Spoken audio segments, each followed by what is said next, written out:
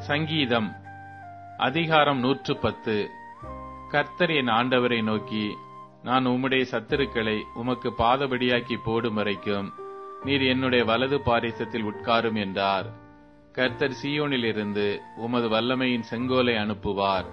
நீர் உம்முடைய சத்துருக்களின் நடுவே ஆளுகை செய்யும். உமது பராக்கிரமத்தின் நாளிலே உம்முடைய ஜனங்கள் மனப்பூர்வமும் பரிசுத்த அலங்காரமும் உள்ளவர்களாயிருப்பார்கள். விடியற் காலத்து கற்பத்தில் பிறக்கும் பனிக்கு சமானமாய் உம்முடைய யவ்வன ஜனம் உமக்கு பிறக்கும். நீர் மெல்கிசேதேக்கின் முறைமையின்படி என்றென்றைக்கும் ஆசாரியராய் இருக்கிறீர் என்று கர்த்தர் ஆணையிட்டார். மனம் மாறாமலும் இருப்பார்.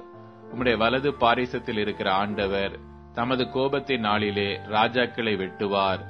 அவர் ஜாதிகளுக்குள் நியாயம் தீர்ப்பார். எல்லா இடங்களையும் பிரேதங்களால் நிரப்புவார். விஸ்தாரமான தேசங்களின் மேல் தலைவர்கள் ஆகிறவர்களை நொறுக்கி போடுவார்.